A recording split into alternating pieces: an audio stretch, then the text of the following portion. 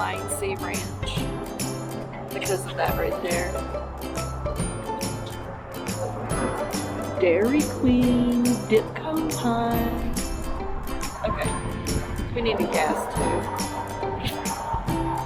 Go in. Okay, so we got our dip cone. Mitch, why didn't you get a dip cone? Because it's too freaking high. $4 for a dip cone.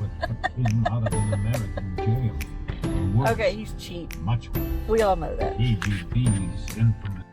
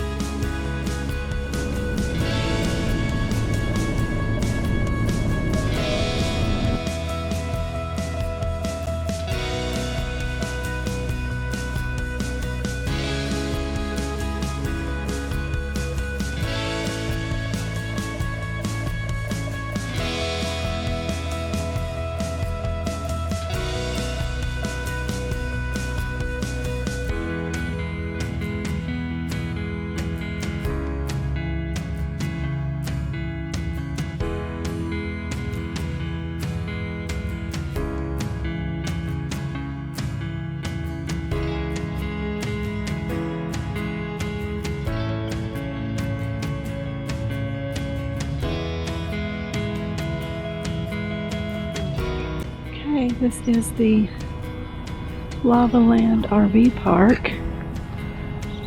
We are in Site 20. They're just small, pull-throughs, good for a night.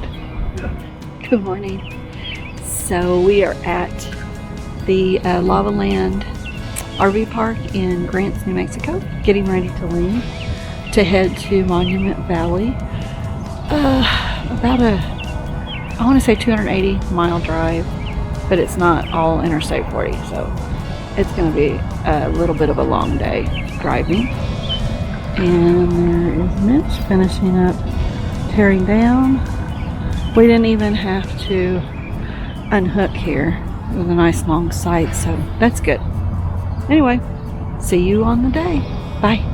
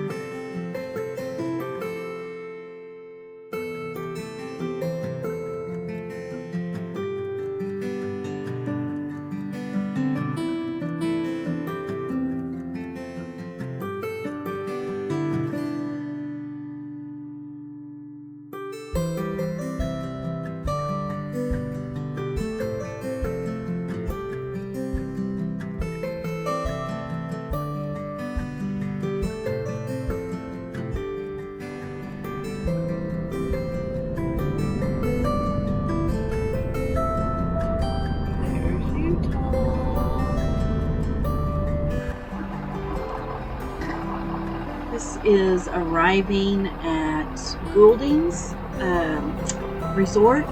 They have a hotel and cabins and a campground, a gas station, and a store.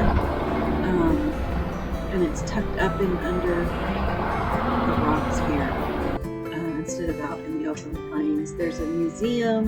We didn't get to go. The museum was closed while we were there.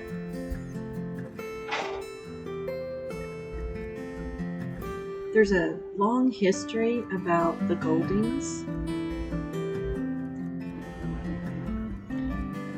So in 1920, Harry and they called his wife Mike Goulding started a outpost to sell goods to the Navajo Indians. Anyway, and then eventually the Great Depression hit, and they were just really struggling, both the Navajos and the Gouldings. So they went to Hollywood with pictures of the Monument Valley and met with John Ford, and he was so impressed with the pictures that he decided to film movies here, and that started a long history of movies made by John Ford here. And the first one was Stagecoach, starring John Wayne.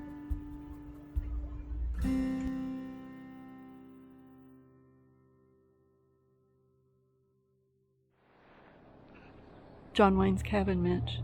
Woohoo! Are we staying in here?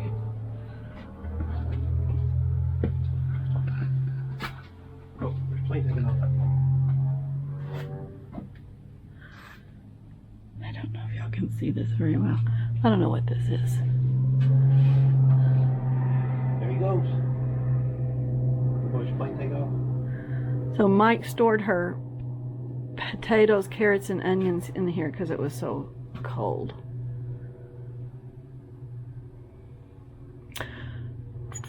Oh, it was in some of the movies though.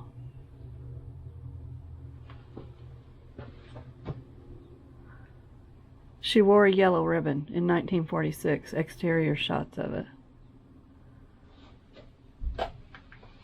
The original dining room was used as a saloon, and this cabin was used as the home of Captain Nathan Brittles, played by John Wayne. Oh, yeah. That's where he retired, supposed to be retiring from the cavalry.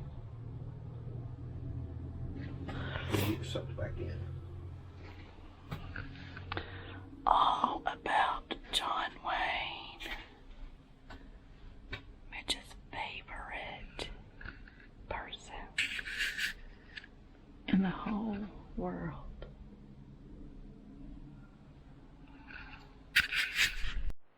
Nathan Brittles. This was his house.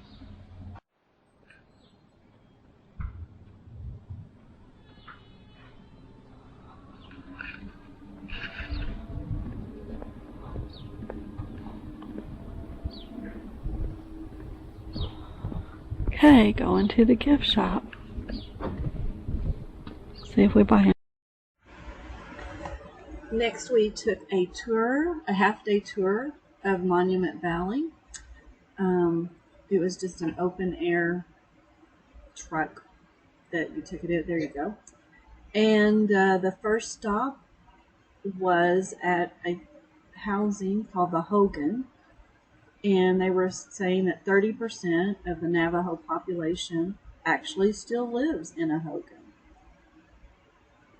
The traditional style hogan that we would have built in the olden times takes anywhere from about 100 to 120 logs depending on the family size you have. This one could house about family of 4 easily. I was traditionally risen in one, and ours, we had a family of 9. So ours, we could put this hogan inside the hogan I was raised in, just because we had a big, more family in it. But they call it a female hogan because it represents like a pregnant woman's stomach. As well as you look around here, you can see there's 9 main pillars that come around that represent the 9 months of pregnancy. You know? Yeah. So there's another hogan has a male hogan that has kind of like a cone figure with about a 6 to 8 foot doorway entrance in it, and it's supposed to symbol like a man on his knee. It looks kind of like a man on his knee, like a warrior. So they say warriors not supposed to sit on their butts because they're always supposed to be ready for war. You know, so a quick way to get up is just right off the knee. So they kind of say a male hogan looks much like a warrior on his knee, and it's much smaller, you know, than a female hogan, because female hogan is mostly for the family domain. You know, so the first place you live is in your mom's tummy. Then you move into your mom's house, you know. So right here, when that doorway opens this way, it's all the mom. Everything here goes. You want to get out, you get out, you know. So, but they say from the doorway on is the man's job. You know, you make sure there's water, there's food, you hunt, so you control out there. So when she steps out there, you make sure she's safe. You know, she has food to cook, you bring back food, she'll cook it, you know, so it's a give and take. They work with each other, you know. But there's also that respect. But you would have a male and female hogan, and someone like maybe she's going through her cycle, she may stay in the secondary hogan, or if they're having a ceremony, they may use the secondary hogan for ceremony, and this one is the main home, you know. And the way all these logs are cut, they're all cut in the taper. So this is not put together with no glue, there's no screws, there's no nails, there's no adhesives that hold this together, that binds it together. It's all the taper of the cuts. And the more weight you put on it, the tighter it hugs each other. So it all kind of like sinks toward the middle, you know. And then we de-skin the bark on these trees, these juniper trees that we gathered from about 80 miles north to where the Blue Mountain and Bears Ears Mountains are at.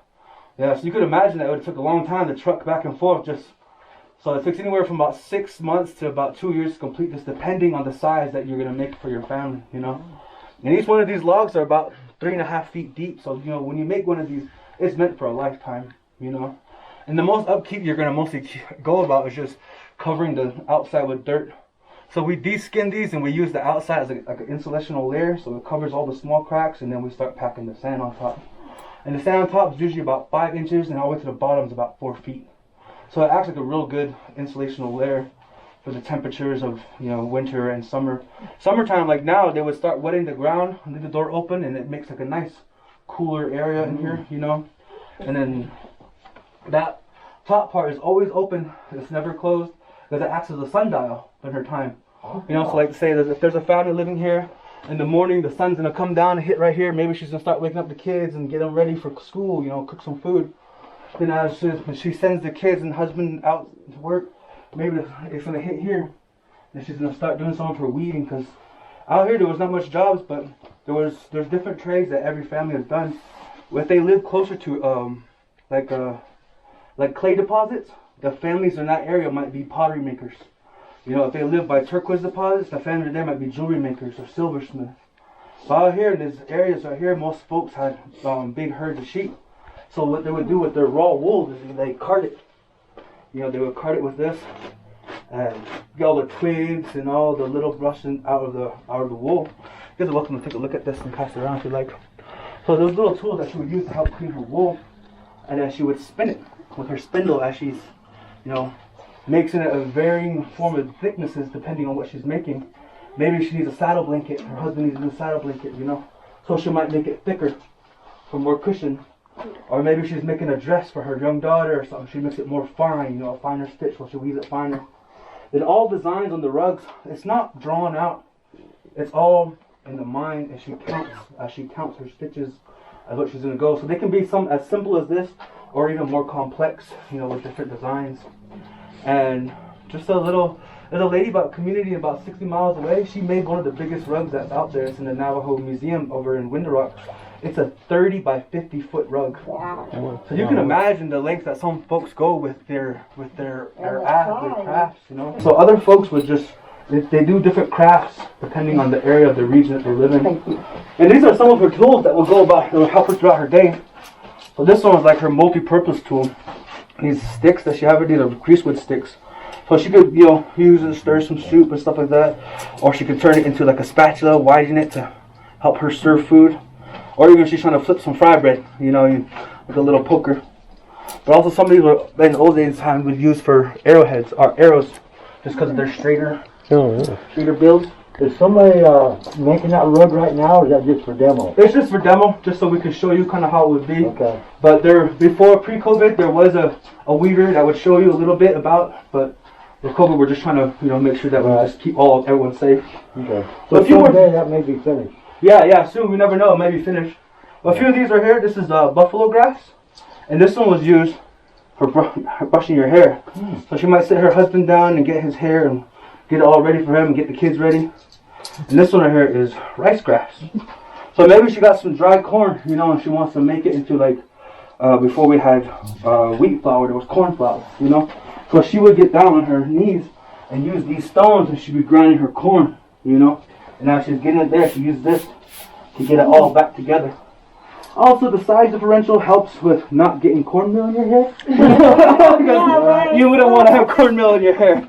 So the small one is rice grass, the big one is buffalo grass. Is all that grass growing around here?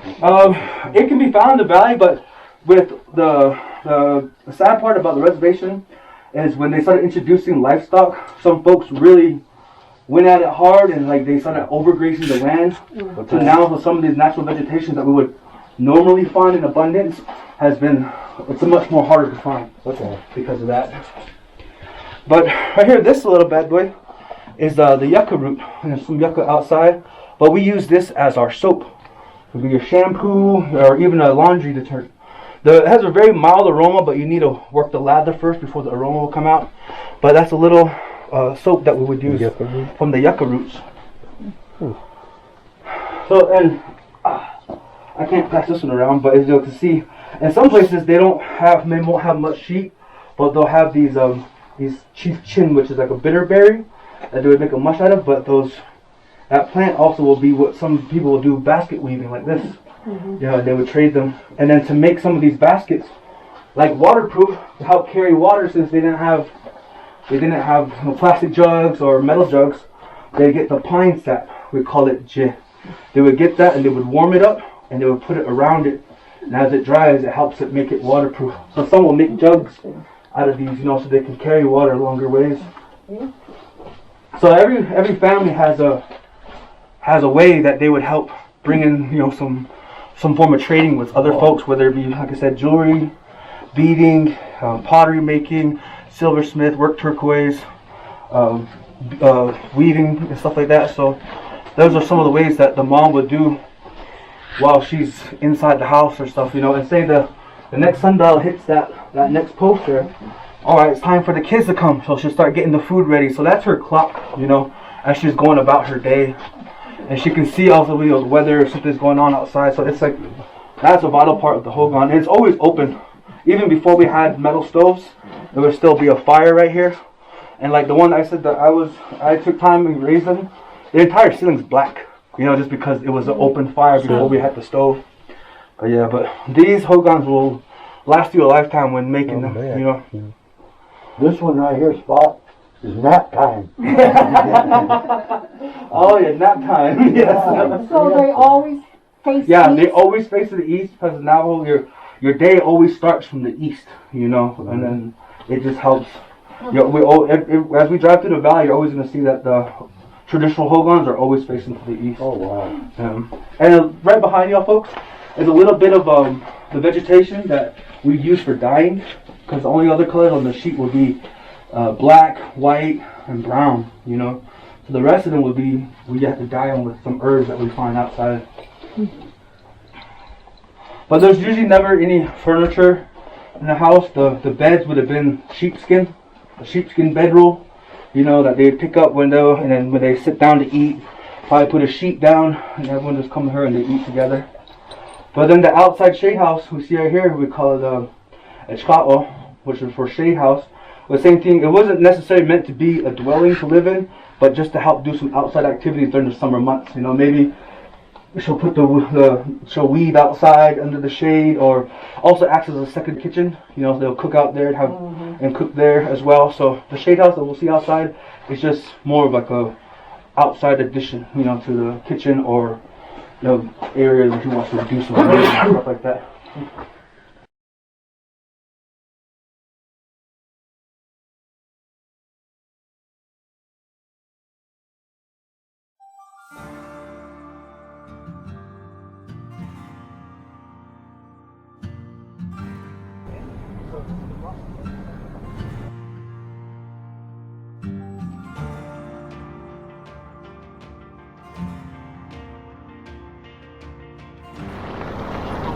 He said in this mesa area down here is where the Back to the Future cowboy chase scene was filmed.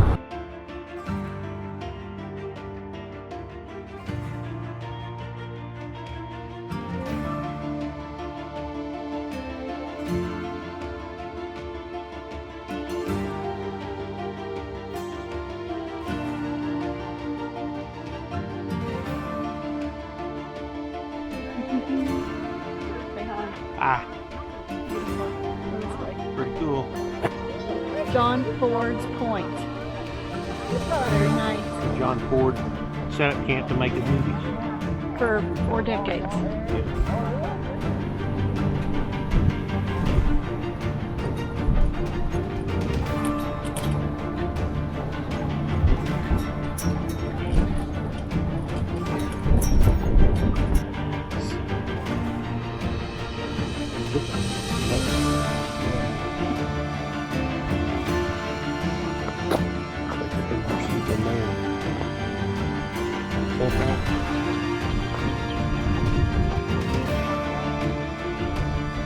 This one is called John Wayne's Boot. Kind of looks like a boot.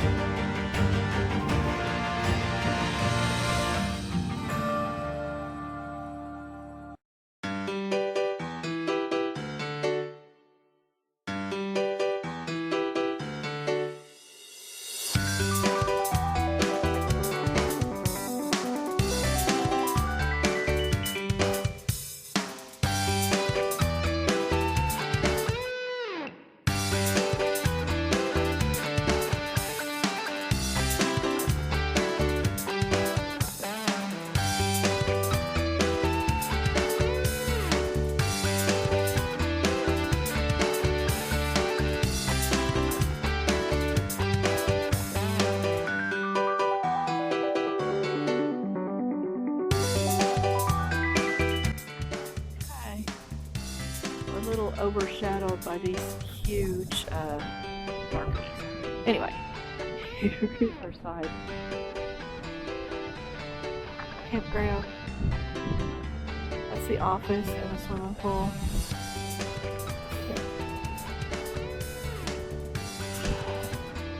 This is our site. I don't remember what site number it is.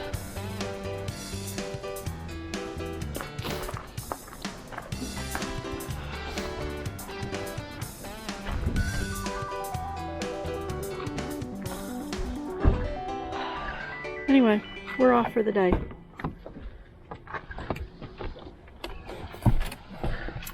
So we're going to the Navajo Tribal Museum today. Woo-hoo! Probably eat an Indian taco for lunch. Super windy, so we're going to put our hike off till tomorrow. And then a movie tonight. The Searchers. The Searchers with John Wayne. See you then. Bye.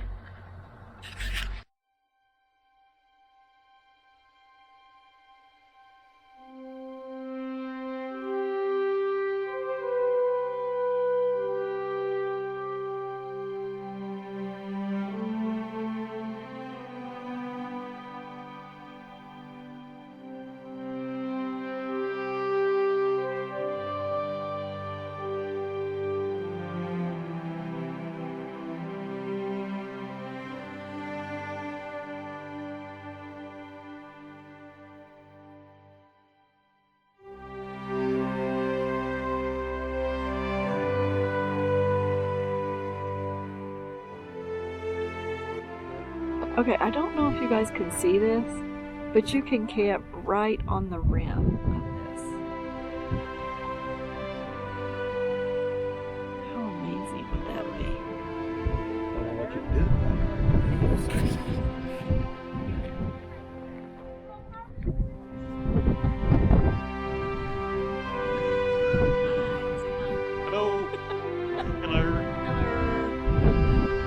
gets lonely here every morning. People like clear out. And then by about, I'd say 3 o'clock, the place is totally full again. So that's been kind of fun to watch people come and go. Anyway, today we are doing some laundry. I'm getting a little work in, and we are getting ready to take a hike. So I'll take you along on that hike. The end of it is supposed to have a beautiful arch. So see you there.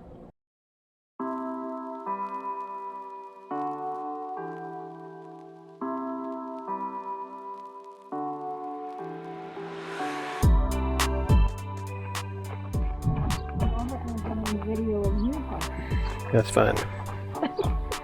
Well, we can trade. You don't see me stumbling around. We can trade after a while. Maybe on the way back. We'll watch you stumble around.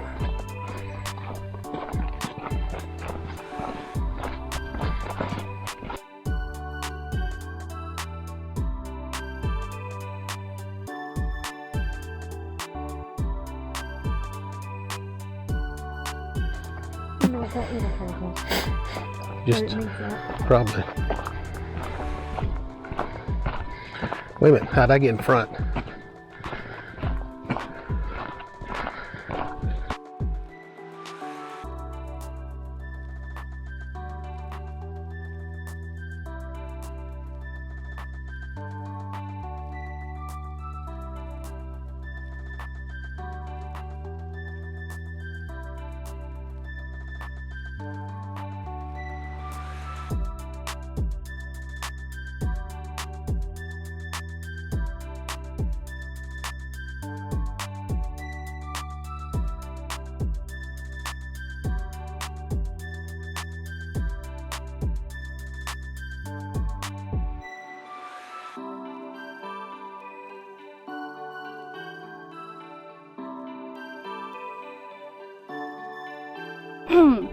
Top of the world, Mama. Top of the world. Last day, Monument Valley. Took a hike. See you on that. I'm gonna fall off this thing.